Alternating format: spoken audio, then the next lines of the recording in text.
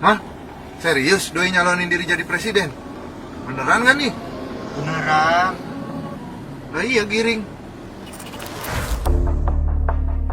Ya, saya memang memberanikan diri untuk maju sebagai calon presiden di 2024. Dan di video ini, saya akan jelaskan alasannya.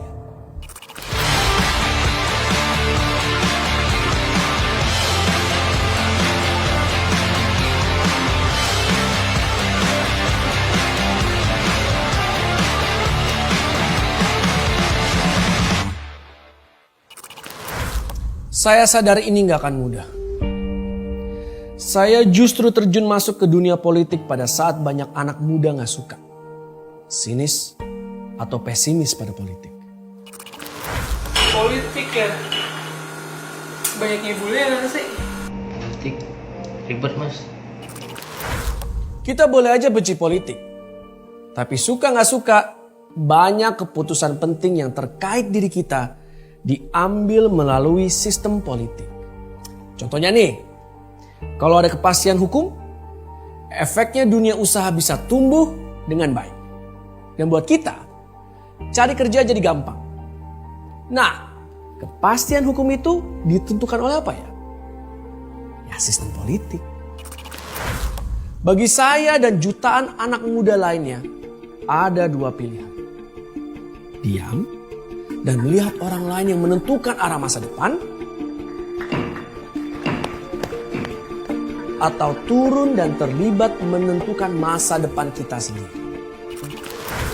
Saya memilih untuk turun dan terlibat. Saya percaya bahwa anak muda justru harus melibatkan diri lebih lagi dalam politik. Ini adalah cara agar suara kita didengar, diperhitungkan, dan bisa menentukan masa depan yang kita inginkan. Izinkan saya bercerita tentang latar belakang hidup saya, sehingga akhirnya mengambil keputusan besar ini. Saya lahir dari keluarga biasa, keluarga kelas pekerja. Saat krisis 98 karena beban ekonomi yang berat, bapak saya terserang stroke dan akhirnya meninggal dunia. Salah urus politik pada masa itu membuat hidup keluarga saya dan jutaan anak muda lainnya jadi sangat berat. Politik hanya bikin semua orang susah. Perjumpaan kedua saya dengan politik datang tidak terduga.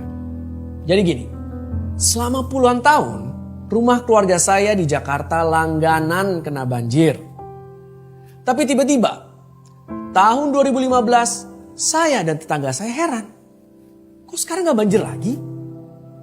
Aneh juga ya. Ternyata selama ini kita terbiasa dengan banjir. Jadi begitu gak banjir, seperti ada yang hilang. Sejak itu, saya mulai memperhatikan ada banyak yang berubah di sekitar saya.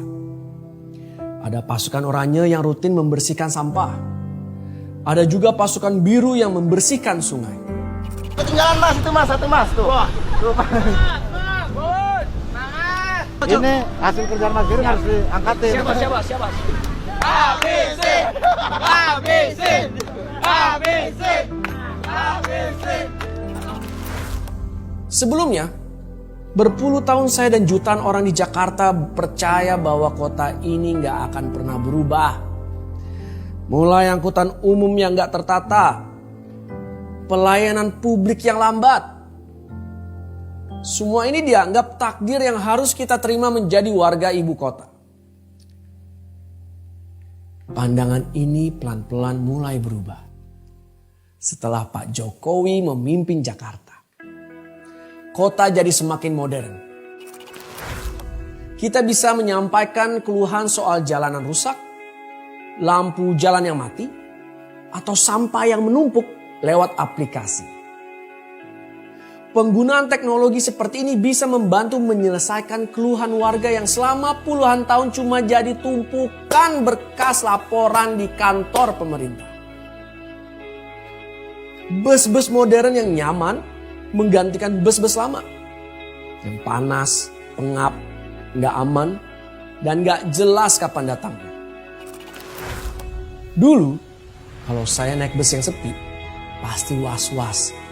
Lirak-lirik kanan, kiri, sepanjang jalan karena trauma pernah kena todong.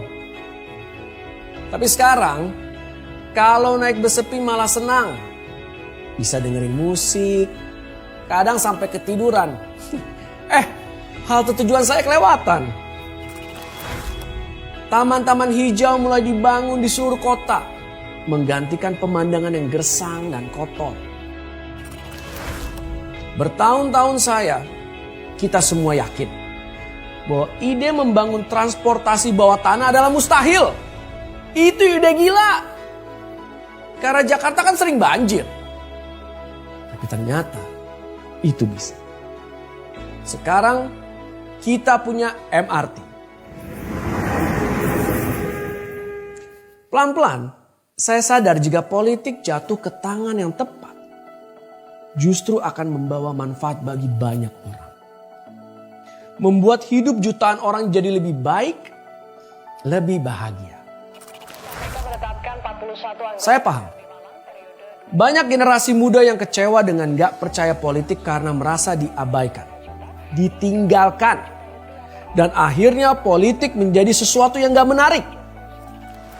Pertanyaannya, kalau kita merasa diabaikan dan ditinggalkan, apakah kita akan diam? Buat saya reaksi yang sebaiknya diambil justru melibatkan diri supaya politik jangan jatuh ke tangan yang salah. Jatuh ke tangan orang yang gak ngerti kebutuhan, tantangan atau bahkan aspirasinya berbeda dengan kepentingan kita. Kaum muda. Kita sekarang sudah punya demokrasi. Kita punya pemilihan umum bebas. Satu suara asal dipergunakan dengan baik akan sangat berharga. Karena nanti di 2024 lebih dari setengah jumlah pemilih adalah kita, kaum muda. Perlu kita sadari korban pertama dari setiap kegagalan politik adalah kita, anak-anak muda. Karena anak muda punya masa depan yang lebih panjang. Kalau kita nggak peduli pada politik dan nggak mau terlibat, sikap itu justru akan membuat politik diisi orang yang salah. Bismillahirrahmanirrahim. Karena itulah saya, Giring Ganesha, memberanikan diri mewakili generasi saya untuk maju sebagai Presiden Republik Indonesia di 2024. Izinkan dan beri kesempatan kepada saya untuk melayani seluruh rakyat Indonesia. Saya percaya kita akan bangkit berdiri untuk Indonesia yang semakin jaya. Itulah cerita saya. Cerita yang akhirnya mendorong saya berani untuk maju. Kita semua punya cerita tentang kegagalan, rasa sakit, dan perjuangan untuk bangkit. Dengan berbagi cerita, kita dapat saling menularkan semangat supaya tidak putus asa. Dan supaya bisa bangkit dari kegagalan. Saya sudah berbagi cerita. Sekarang, kirimkan cerita kamu dengan hashtag Indonesia Bangkit. Mention saya di Facebook, Twitter, atau Instagram. Kisah kamu akan saya tayangkan di media sosial saya.